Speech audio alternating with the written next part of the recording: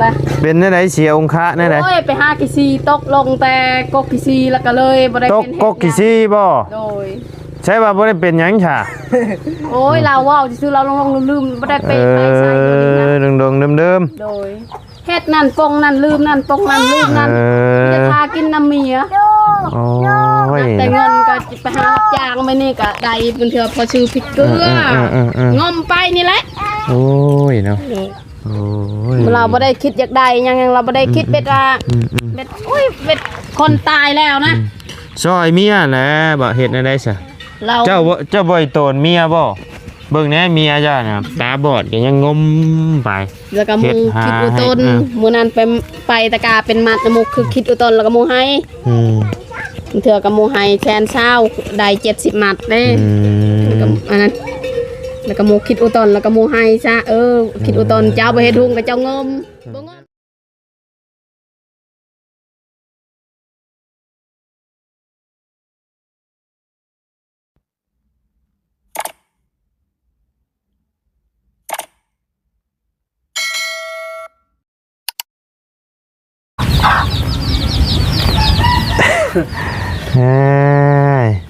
เอาสบายดีเด้อสบายดีโตใหม่ก็สบายดีสวัสดีไอ้ฮักไปเนี่ยชื่อข่อยอยู่บ่เจอหมู่หน้านะใช่นี่ชื่อข่อยอยู่บ่บ่เจอไปไหนบ่เจอทั้งนั้นเอาสบายดีเด้อพี่น้องเด้อเนาะใช้เมียได้ค่ะเมียไปดำหน้าจังลกกาชื่อบ่เป็นดำดอกมันเป็นลกชื่อเจ้าบ่ได้ไปบ่เป็นไปตามันมั่วนี่เป็นหงเป็นคือกันเบิดเลยบัดนี้เป็นคือกันหมดเลยกันเลยไผอยากเบิ่งไผบ่ได้ลูกไผสิเบิ่งไผบัดนี้เนาะแฮงลำบากเขาแต่แม่นี่ก็บ่เป็นเฮ็ดได้แม่ก็เลี้ยงลูกกำพร้านี่เอาคือว่าเลี้ยงลูกกำพร้าก็พ่อปะกันกับแม่ก็กำพร้าแต่แม่เพิ่นได้ซะแม่เพิ่นเป็นโรคกาอยู่นากำพร้าพ่อกำพร้าพ่อได้เงินได้ตอนปะนี่เป็นได้อาการแต่แรกคือจังว่ามันบ่เห็นหุงอาการฮะน้อยแต่แรกก็มันเป็นแบบบ่ได้เจ็บได้หยังนะมันตายคืนมันตายคืนเอาคือว่าตายชามคืนจนเฮาไปห้องหมอเอาคือว่าตายคืนมันตายชื่อนี่บ่ได้มีสาเหตุหยังบ่เอาสร้างมาแท้นอนนี่แหละนอนเมียมันอยู่บ้านอยู่เมื่อบ้านในชุกเมียน่ะเมื่อพุ่นบ่เมียนี่หาสิกลับมาบ่เมียฮะมันจะตายแล้วมันเมียมาแล้วเมียนี่แล้วก็ลูกมันก็มาเมียมันก็มาแล้วก็ไปห้องหมอโอ้แต่ว่าหน้าบวมขึ้นเนาะเดี๋ยวนี้เนาะบวมแล้วมันนอนมันบ่ได้เฮ็ดยังตัดแน่ผมนะผมยาวเลยบ่แม่นไปเด่นยาได้บ่นะบ่ได้ลิ้นลายตัวนั้นแหละลูกบ่ได้ลายก็มันบ่มีใจหยังตัวนั้นนั่นแหละลิ้นนะเช้าแล้วเด้อบัดนี้เด้อมาเป็นนี่แห้งแล้วบัดนี้ตายมันไม่ได้ไปใช่เมียกับเมียตาบอดเมียกับตาบอดเมียผู้ตาบอดไปหาให้กินบัดนี้เดี๋ยวนี้ไปโลกาบ่เดี๋ยวนี้โลกาป่าแม่กับบ่มีลูกเอ้ยบังแบบนี้แม่กับไปจับบังไปช่างบังเขามาตอนนั้นบ่พ่อตอนน่ะมาว่าไปดำหน้าว่ะไปดำหน้าแล้วมันก็อยู่ในเฮือนพากันยับออกก่อนไปพากันยับออกก่อนไปยับออกไปก่อนเด้อไปอยู่พุ่นเด้อเดี๋ยวเราบ่าวสิเอามีให้กินเด้อไปพาไปอยู่พุ่นไปพ่อกับบ่มีอยู่นี่แหละลูกเจ้าบ่จื้อเสียงข่อยเลยบ่เจ้าเห็นข่อยอยู่บ่เห็นอยู่มั่วเห็นมั่วบ่จื้อครับจื้อเสียงจำเสียงได้อยู่บ่ได้ดิครับลงแล้วบ่จื้อเนี่ยบ่จื้อชื่อคนชื่อบาทแต่ก็เอามันจื้อชื่อน้อยนี่มันบ่ชื่อบ่จื้อคือว่าเข้ามาตอนนั้นคือว่ายิ้มใช่อยู่ยิ้มก็บ่รู้จักคนยิ้ม โอ้ยเนาะเป็นตะดนนะบ่นี่นะ โอ้แต่เดือนหาพุ่น อืม เดือนหาเอาใหม่5-6 คำนี่แหละมันเป็น เออยังฉูบยาอยู่บ่คือมื้อนี้ มันได้ไปใช่มาโฉบ บ่ได้เฮ็ดหยังเลยนะบ่ได้ฉูบเนาะ บ่ได้ชุบ ได้เงินก็ไปซื้อกินก็โท บ่ได้ชุบ ไม่ได้ไปไง บ่ได้ไปใช่เลยอยู่ ไปใช้บ่ได้เนาะเออ เมียก็เห็น เมียก็บ่เห็นหุ่งผัวก็บ่เห็นหุ่งบัดนี้โอ้ พากันตายกัน ตายเนาะ แม่ชิเลียงกับโบมีน้ำมนต์แม่กัน อืม เห็นแล้วได้ แล้วจำได้อยู่บ่ไผมาซื้อไม้ซื้อหยังปูเฮือนให้เจ้า จำได้ ชื่อหยัง โอ้ย มันมาจาก ลืม ฮะลืมเลยอ่าถือว่านักเติบได้นี่เนาะ เต้า ลืม ชาม เลย มื นะ อชามคืนมันไม่ได้หัวคนเห็นแต่มันอันใจ ตาย น้ำ สาม ก็ มื้อ ไม่ ซะ ได้กิน เออ ลูกเอ้ย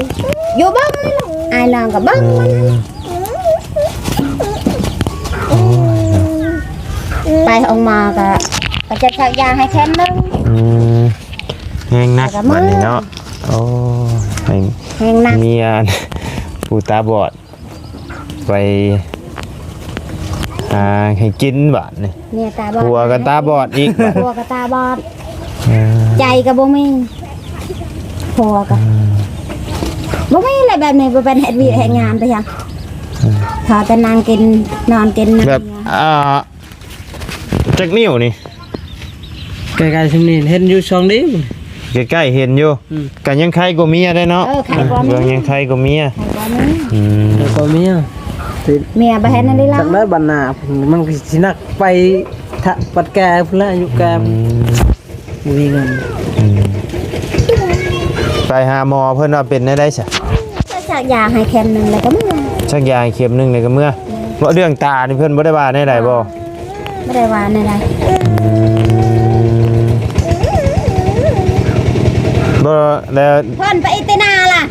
แล้วบ่ได้ไปเบิ่งบ่ทางแบบว่าทางตาบ่เห็นแบบว่าอันอีหยังหันนะทางเกี่ยวกับไอ้หยังผีกับช้างเนี่ยมาเพิ่นท่วงเพิ่นหยังเบิ่งแล้วเพิ่นว่าได้ใดซะ เพิ่นว่าคือป้า โอ้ แต่ก็กลัว ให้ไปกลัว เท่านั้นแหละเพิ่นหลบ เออ หลบแล้วก็เลยบ่เห็นเห็นบางก็เลยลุกหาว่าตายนั้น เออยังเกิดเหตุยังโอ้ยนะเมียกับลูกชายบ่ไปนะ บ้าลูกชายอยู่ ลูก บ้าน ชาย แม่คุณ อยู่บ้านไม่เท่า แท็กเอ้ย อยู่บ้านไม่เท่า และเจออากิ เอาคือไปอยู่พุ่น ตินา แล้วไม่เท่ามาพี่หรือเรามื้อนั้นบ่ได้ไปอยู่ คนนี่นะ มาวันนี้บอดเบิดช่องบาทนี้เนาะ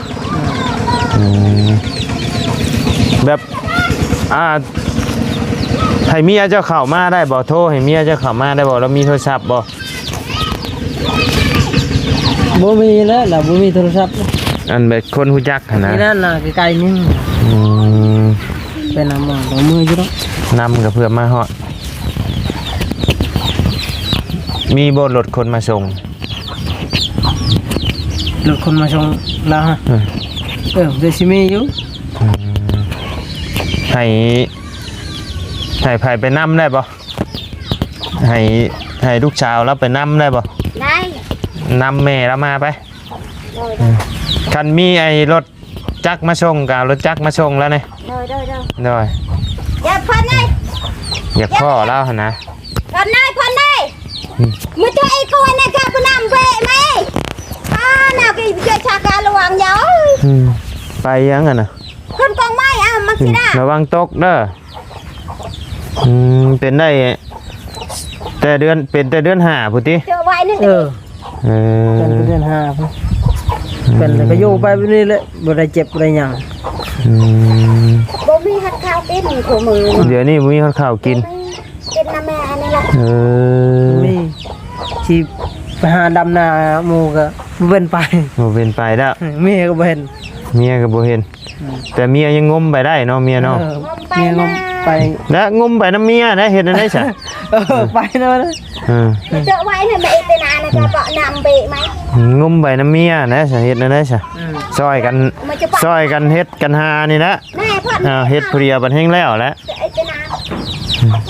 ได้จะไหนได้แต่เข็ดหน่อยเอาไปได้ พื้นไผ่มีบ่พื้นไผ่ บ่มีนะ อยู่มันมืดเลยไผ่ชราเซลตะกี้ได้ซะ มันแตกนะ แตกแล้ว ลูกเห็ดตกแตกแต่ฉันละเชี่ยวกัน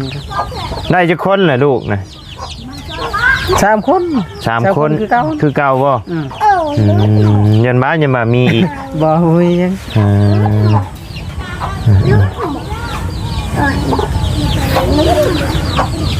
ช่างมาแท้เนาะมาบัดนี้บัดบ่เห็นหุ่งบัดช่องเป็นทั้งผัวทั้งเมียเลยบาดนี้พี่น้อยแห้งลำบากข้าวตื้มเนาะโอ้ย เขาสิกินก็บ่มี ข้าวสิกินก็บ่มี บ่มีแล้วมีแต่ไปหาดำนาดำนอง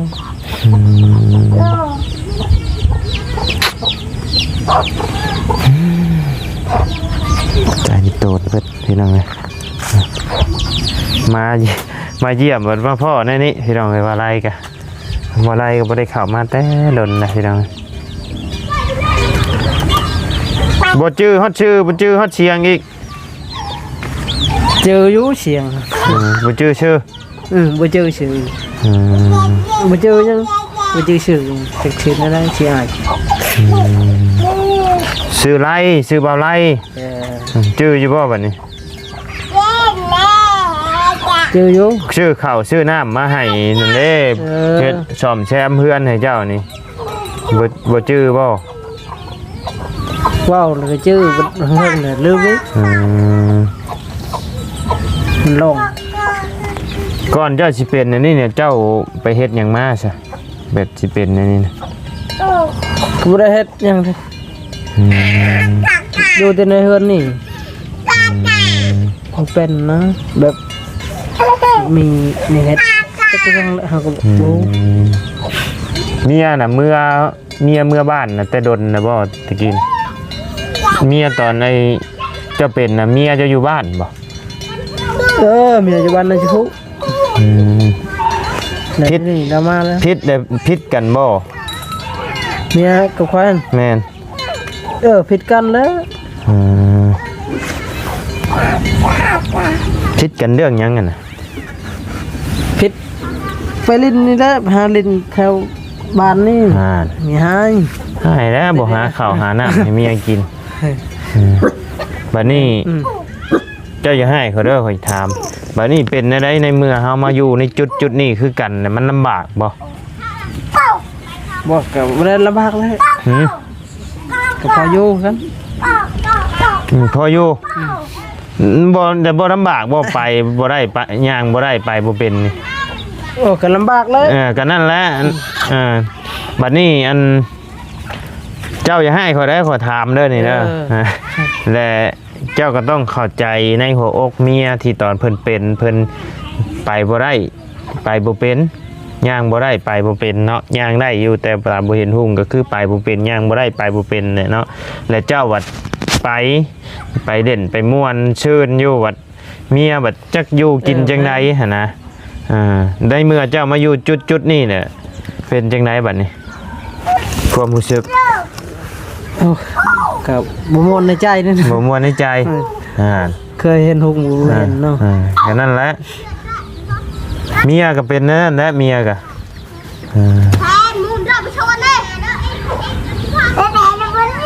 แต่ว่าทั้งหมอเพิ่นบ่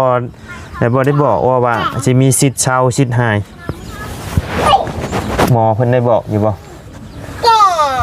ไปก็ไปหมอแพทย์นั่นบ่ แม่นไปหาหมอนะไปหาแพทย์นะเพิ่น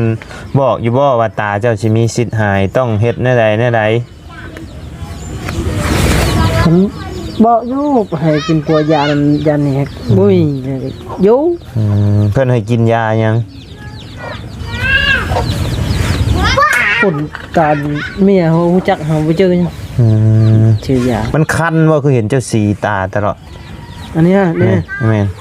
ชี้แบบมันบ่เห็นเลยก็ชี้แบบนี้เลย นั่นแหละมันแบบมันเคืองตาบ่เออ มันเครื่องนั่นแหละมัน ตาบอด แล้วมันเครื่องแล้วก็ ตาบอดใสหรือว่าตาบอดแจ้งบ่พี่น้องประมาณนี้แหละว่าอะไรก็ว่าบ่เป็นเนาะแต่ว่าเจ้านี่ยังเห็นอยู่เนาะไป ยังเห็นอยู่ในหนึ่งนี่บ้านหน้าก็ ท่านซ้ำกล้องคนนี้เห็นนะบ่ ซ้ำนี่ฮะ แม่น เห็นอยู่ ฮะก็ยัง บ่แจ้ง ก็ยังไปได้ ไปได้ เฮ็ดเวียกเฮ็ดงานได้อยู่เนี่ย เออ เนาะ ได้ แล้วก็ไปช่วยลูกช่วยเมียนำแหละอีโตนกัน ไปได้ เจ้าที่นอนอยู่นี่สักหน่อยบัดแฮงย่างบ่ได้พุ่นแล้วเป็นเปี้ยเป็นรอยเอาแล้วบัดนี้ เออ อืม เป็นเปียเป็นรอยเด้อ อืม เชื้อโรคตัวนี้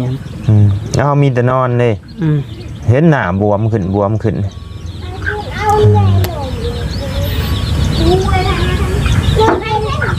นะได้พูดได้มือละโล2 โลก็ซอยกันหานะเห็นได้ซะเมื่อยเฮาก็เช้า ในนั้นท่าน มาเยี่ยมมายามมันเป็นนะนี่คิดว่าสิโอ้สิดีขึ้นนะพัดยังขึ้นแล้วแฮงเป็นทั้งผัวทั้งเมียบัดนี้เนาะโอ้ยพี่น้องเอ้ยเพื่อนนี่ถือว่าฝนตกมากก็อยู่ได้อยู่บัดนี้เนาะ อยู่ได้ บ่ได้หัวบ่ได้ ได้หัวยัง พระพี่น้อง บ่ได้หัวบ่ได้พั พื้นไผจุอยู่เทิงคือเก่าบ่พื้นไผ บ่เลย จุอยู่รุมบ่ รุมนี่ ใส่เสนึงเข้า หนึ่งเองนี่แหละเห็นแบบมันบ่แจ้งนี่ก็งมหนึ่งเอง งมหนึ่งเองและช่วยกันนะให้เมียหนึ่งมันแห้งแล้วให้แม่หนึ่งให้เมียให้บ่เห็นฮุกเด้อนี่งมหนึ่งเอง ใช้แบ่นใช่ยังจะว่าเห็นมันยังเนาะตัดแบ่นตัดยัง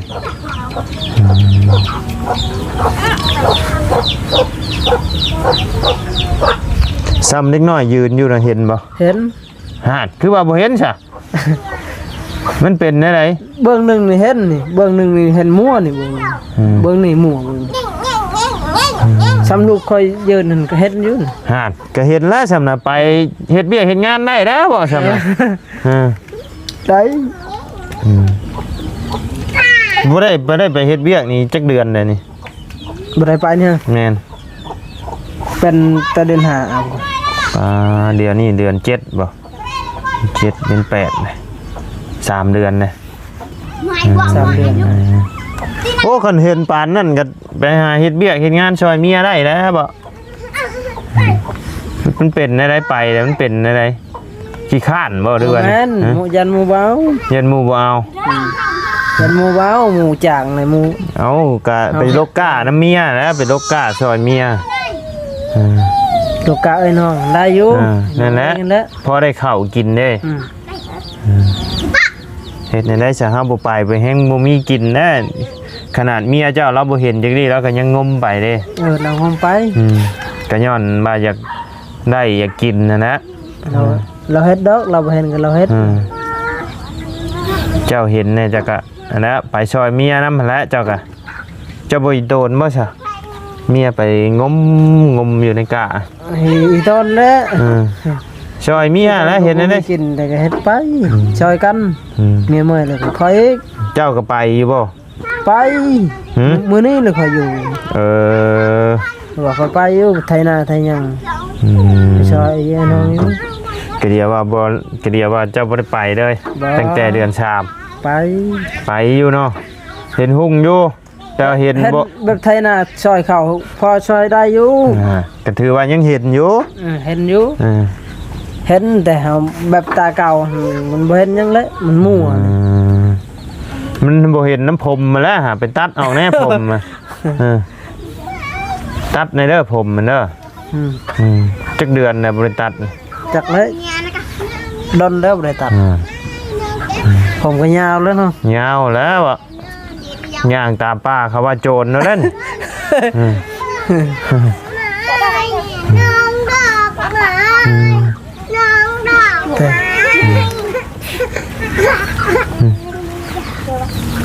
มาแล้วบ่รถจักรไปเอาโอเค ยังเพิ่นร้องเพลงบ่เออเนาะ ลูกโลห้างเพลง นี่ทั้งเอื้อยกำแพงเนี่ยเนาะเพิ่นผู้ที่เพิ่นนั้นซื้อไม้ซื้อข้าวเสาะข้าวสารนั่นแหละเนาะทั้งเอื้อยเพิ่นมาให้แบะเข้ามาเบิ่งแหน่ว่าเนาะเป็นจังไดอยู่ดีมีแห้งอยู่บ่เพิ่นว่าเนาะอยากเห็นสตองเพิ่นว่าเนาะเป็นจังไดเดี๋ยวนี้อยู่ดีมีแห้งอยู่บ่เพิ่นว่ามาเบิ่งบัดทั้งผัวทั้งเมียบัดนี้เนาะ แต่ว่าผัวยังเห็นอยู่พอไปได้อยู่เนาะ เห็นอยู่ไปได้บ้านกะกะแต่ว่าความจำนี่เริ่มไปแล้วเนาะชื่อคนกับบ่ได้ บ่ได้เจอบ่ได้ น่าจะเกี่ยวกับเล่นสิ่งเสพติดสิ่งมึนเมาหั่นแหละ แน่น หรือว่าเดี๋ยวนี้ก็ยังเล่นอยู่ บ่ได้ ไม่ได้ เล่น ลองพัฒเหินมันไม่ได้เล่น บ่ได้เล่นนึง ไม่ได้ไปทางไหน เคยไปซะ มัน5-6 เดือนนี่แหละ ใช่ว่าไปไทยหน้าใช่ มันได้ไปมาแต่ใช้ โอ้ยตัวข่อยเลยนี่ ไปไทยนาได้หอบหนึ่งเลยก็เมื่อยมันแบบ เมื่อยก็ซอยกันแล้วอะเฮาบ่ซอยบัดแฮงแล้วอีโตนเมียอีโตนผู้เป็นเมียแล้วเมียแฮงบ่เห็นแฮงคานไปอยู่เนาะ ทานไปงอมไป จะเป็นอันนี้เจ้าบัดแฮงบ่ไปแฮงโอ้ยโตนเมียแล้วเจ้าบ่อีโตนเมียบ่ โดนแล้วเฮ็ดได้ เมียตาก็บ่เห็นงมลกกาอยู่เฮาผู้เห็นน่ะก็เอาให้เมียอยู่ผัวไปได้เท่าไหร่ก็มาแบ่งกันกินเฮามีแต่อ้างคำว่าเมื่อยนี่ก็โอ้แล้วเลยเมื่อยก็อดคือข่อยนี่ข่อยไปข่อยก็เมื่อยเลยบ่แม่นข่อยบ่เมื่อยเลยหอบใต้หอบเหนือแต่ก็ต้องไปเมื่อยเลยบ่แม่นบ่เมื่อยเลยแต่ก็ต้องเฮ็ดน่ะเพราะว่าเฮามีลูกมีเต้ามีเมียมีหยังมีภาระมีครอบครัวเฮาสิไปแบบคือวัยรุ่นหรือว่าอีหยังเฮาก็เฮ็ดบ่ได้อันนี้เฮาเฮ็ดบ่ไหวโอ้ขี้คร้านรู้สึกขี้คร้านแล้วมันก็เช้าขี้คร้านบ่เฮ็ดนี่ก็แห้งแล้วก็คือนี่แหละนี่มาเจ้าบัดเจ้าก็บ่จมบ่มีข้าวข้าวสิกินบ่มีเงินซื้อเฮาบ่เฮ็ดเด้อันก็บ่มีแม่นบ่ล่ะแม่นเฮาก็ต้องเฮ็ดนำในเมื่อเฮาเฮ็ดชุดแล้วมันยังบ่พออยู่พอกินน่ะก็โอเคเนี่ยนะอันนี้เฮาบัดบ่เฮ็ดแล้วเฮามาจมบ่มีข้าวกินบ่มีเงินก็เฮ็ดจังได๋มันสิมีมันก็บ่มีแล้วอ่ะ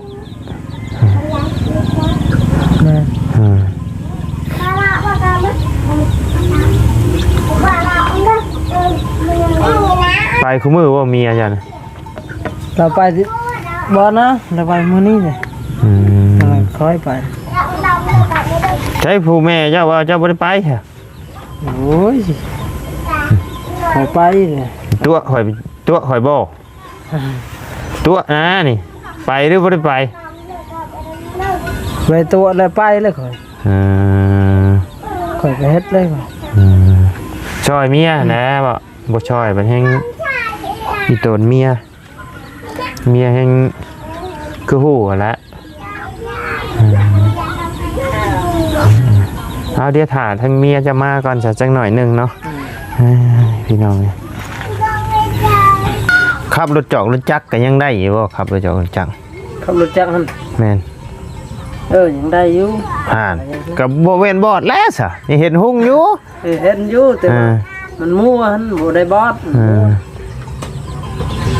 ชื่อยาล้างตามาล้างน้ำยาล้างมาจักเลยใช้ยางลงมายืนอยู่ลุ่มมึงดูยางได้อีบ่ยางได้แล้วเนี่ยยันมายางบ่ได้ยางได้เนาะสร้างเป็นแทบบ้านใช้ลูกชาวไปใช้แล้วเมื่อไรลูกชาวเรียกครูไปน้ำแม่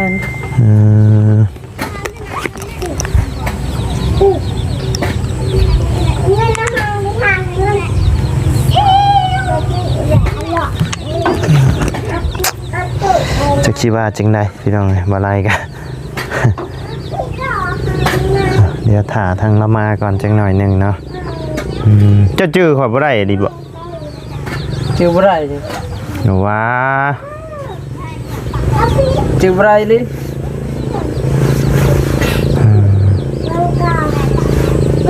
โดนแล้วบ่ได้มาเนาะจำบ่ได้ เฮ้ยหล่นก็ต้องจื้อกันได้แล้วบ่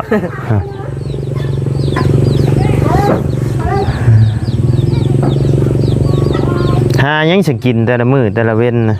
ไผเป็นผู้หากับข้าวกับน้ำให้กิน ไปหาเนื้อกินกับหาแบบนี้แหละแม่ให้ แม่เอาให้ เราไปหาให้ เกลือบักพริกปิ้งนัวก็มีกินอยู่บ่ เดี๋ยวไปโน่บ่มีกินแล้ว โอ้ย รับเอาตามบ้านนี่ หาคอตามบ้าน ขอเอา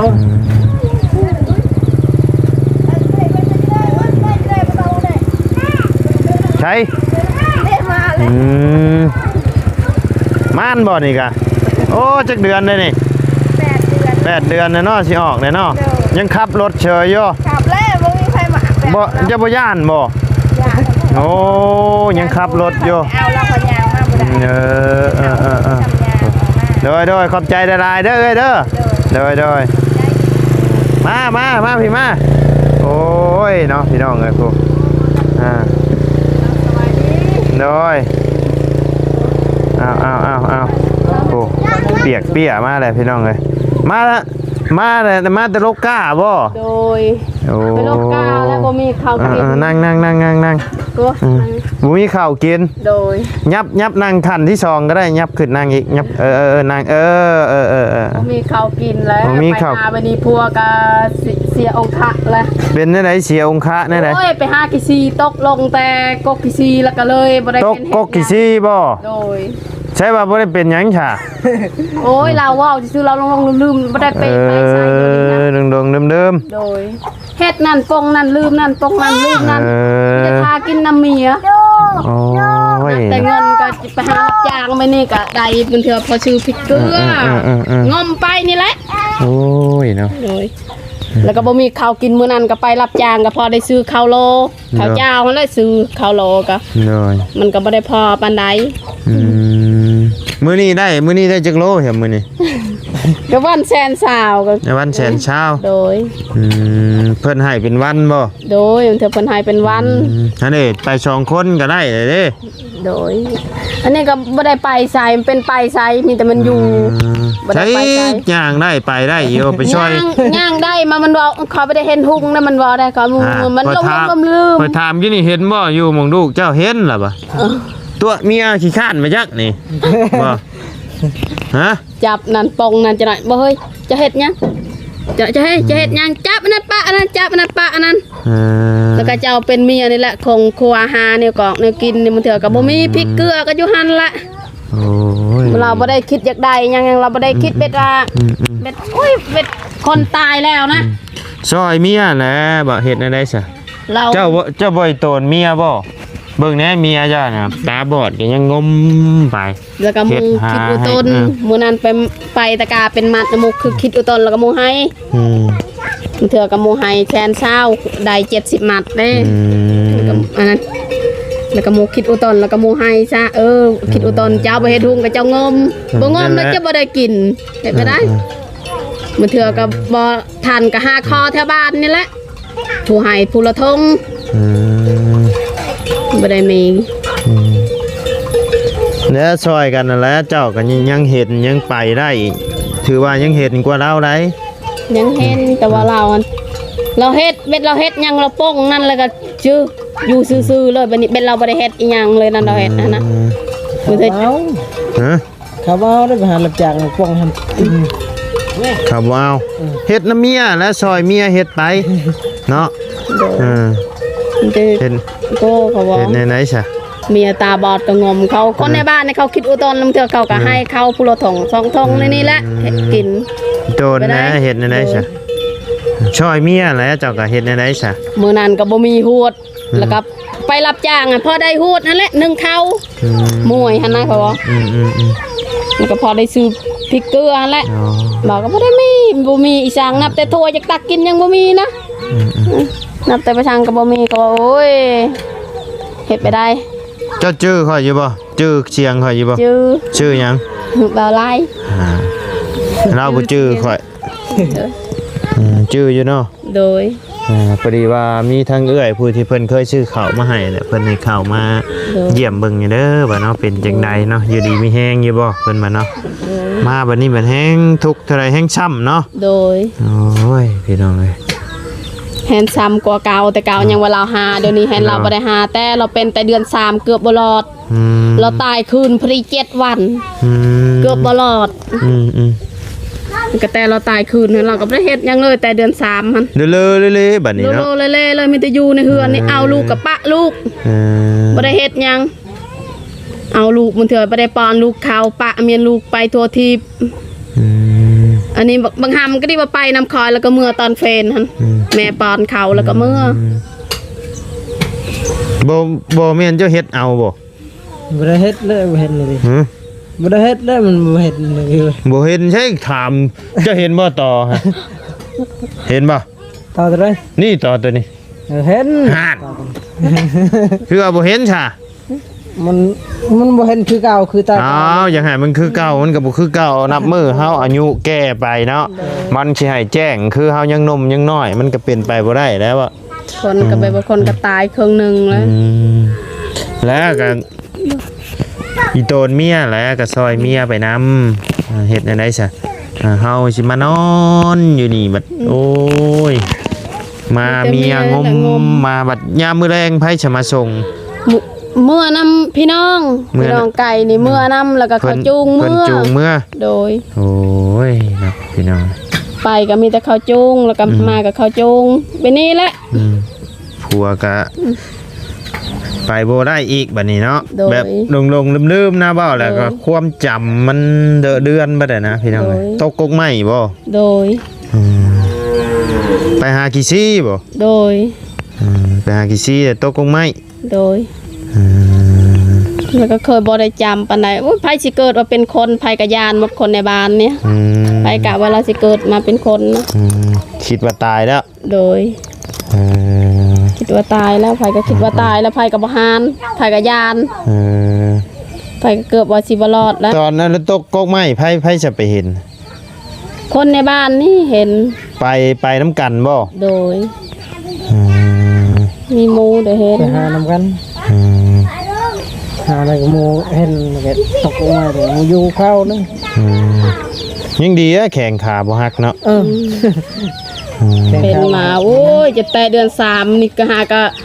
นี่ลูกเดือน3เดือน4เดือน5นี่ก็ยังบ่ได้ปกติเราปากมันอูวาอยู่ เดี๋ยว อัน นี้ นี้ยังใครแน่เรา ใครแน่แล้ว แต่ เนาะ ว่าเราลืมเราเฮ็ดหยังก็เราเป็นว่าเราจับนั่นลืมนั่นจับนั่นลืมนั่นจับแต่มาตอนเราปงไปช่างก็ทามจะลึกๆหลักๆขอบ่ได้จับได้ขอบ่ได้เอาได้กินข้าวแต่แท้ๆยังคอยบ่ได้กินเราเอาฮะอันโอ้ยก็ว่าชวนไปเฮ้ยไปลกกาเกาเฮ็ดจังได๋เฮาสิได้กินบ่จะชวนใครไปใช่บ่ว่าไปลกกาบ่ได้ไปแหละเขาสิเอาบ่ขายนี่ไม่แต่มันเว้าไว้นั่น ก็เอาแล้วไปลองเบิ่งก่อนเฮาต้องไปลองเบิ่งก่อนเด้อ มื้อนั้นไปลองเบิ่งไปไถนามื้อนั้นไถให้ตัวนั้นปะให้ตัวนั้นยังบ่ทันแล้ว2หอบไปขึ้นให้ใหม่ไถให้นั่น2ให้ไปขึ้นให้ใหม่โอ้ยหักเอ้ยน้องคิดอุตนละให้ข่าววันสอบนึงคิดอุตนมีต้นยาวหั่นแหละ โดยแล้วก็คิดอุตนแล้วก็ลูกเนาะ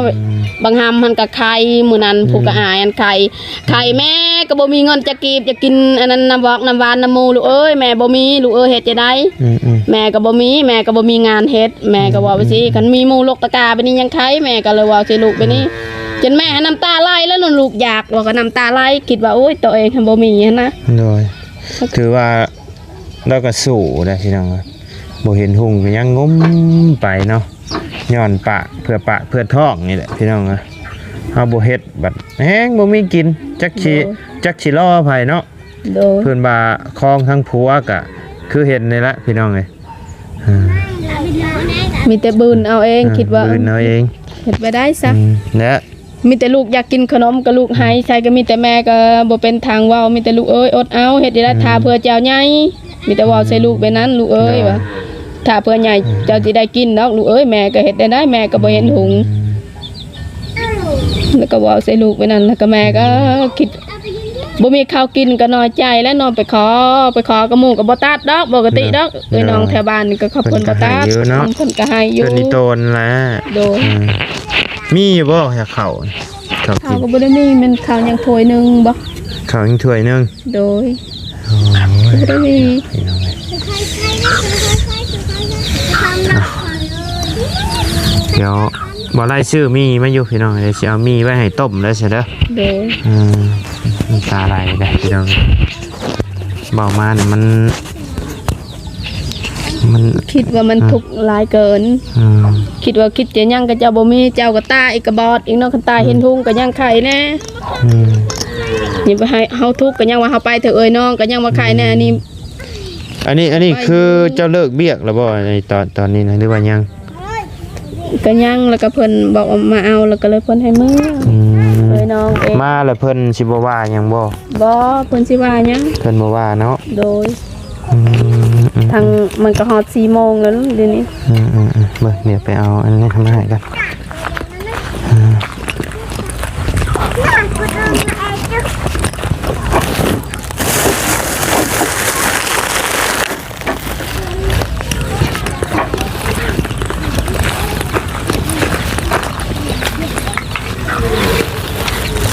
เอาเด้อมีเด้อเอาไว้ต้มกินเด้อ โดย ใจ ใจ อันนี้เป็นนางเข้มเอาไว้จีกินเด้อ โดย เดี๋ยวมาได้ช่างต้มกิน โดย มาได้ช่างต้มกินเด้อ โดยเป็นขอบใจ โอ้ยเนาะพี่น้องเดี๋ยวเอาเงินไปให้ซื้อแป้งนัวเกลือแป้งนัวก่อนมาได้กับบ่มีดอกพี่น้องแต่เห็นอะไรอีโต้นพี่น้องเนี่ยหาเงินอยู่ผู้เดียวงอมพอได้ชื่อเข่าวโลกินเนาะ โดย เอานี่เด้อเอาไว้ซื้อแป้งนัวหมักพริกเด้อ โดย เก็บไว้ ใจ ซื้อประเดะแป้งนัวแล้ว โดย บ่ไล่กับบ่มีพี่น้องเห็นแล้วก็อีโตนเพิ่นเนาะ ใจให้สุขภาพแข็งแรงทางอายก็ โดย ความเจ็บจะให้ได้ความขายยายมีให้สันติสุขเทพาพรลังไหลลงมา โดย เงินคำก็บ่ให้บกเป็นหาดบ่ให้ขาดเป็นวังให้สันติสุขเทพาพรลงไหลลงมา โดยเนี่ยเบิ่งน้ำตาเมียนี่น้ำตาของเมียบ่อีโตนบ่ฮะ คือเราบ่ได้คิดอุตนลูกบ่ได้คิด ฮะ เป็นไป บ่อีโตนบ่เป็นจังได๋คือย่างอยู่ กูเห็นหงนี่แหละ โทษบ่จะเบิ่งเมียเจ้าแน่บ่เห็นจักนิ้วนี่เอ้ยจักนิ้วนี่ บ่เห็น ช่อง คือว่าบ่เห็นซะ บ่ได้เห็นอีหยังจักดีมีแต่งมไปคันว่ามง ช่วยเมียหั่นแหละเฮ็ดจังได๋ซะเจ้าสินอนกินอยู่นี่ตายแต่เมียผู้เดียวหั่นแหละ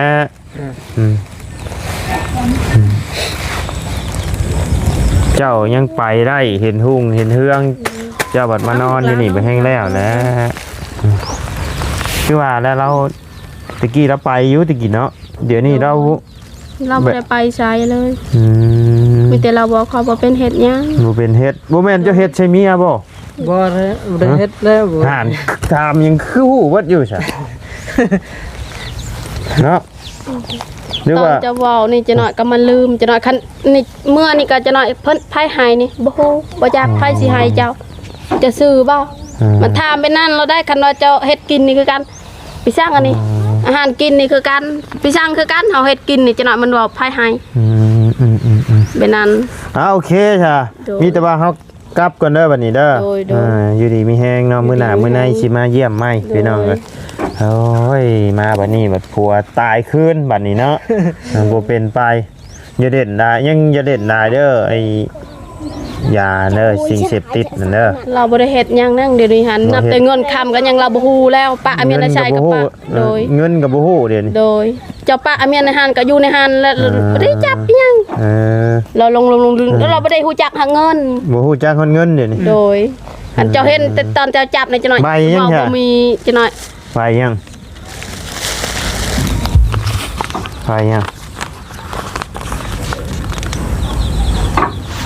ใบ50ฮะคือว่าบ่ฮู้ใช่ เห็นเลขมันนับเลขมันนี่แหละนี่ ฮะ เลขมัน คือว่าบ่ฮู้ใช่ บ่ฮู้แล้วมันต้องลืม อืม ฉันบ่เห็นตัวเลขมันก็บ่ฮู้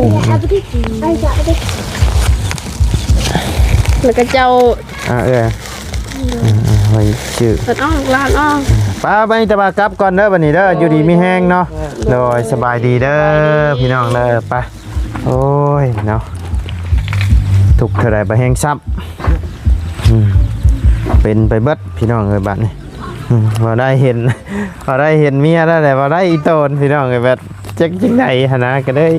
ขึ้นแน่หน่อยนึงพี่น้องเอ้ยก็ขอโทษขออภัยหลายๆเด้อเนาะที่เว้าบ่สุภาพเนาะบางคำเนาะแต่มันก็อดบ่ได้นะพี่น้องเอ้ยคือจังว่าแบบก็เห็นหุ่งอยู่หั่นนะแต่ว่า เพิ่นมาบ่เห็นหั่นนะก็ได้ถามเบิ่งพี่น้องเอ้ยป้าซะพี่น้องเอ้ยสำหรับคลิปนี้ร่ำลาเด้อพี่น้องเด้อพบเจอกันคลิปหน้าเนาะสำหรับคลิปนี้ไปแล้วพี่น้องสบายดีเด้อ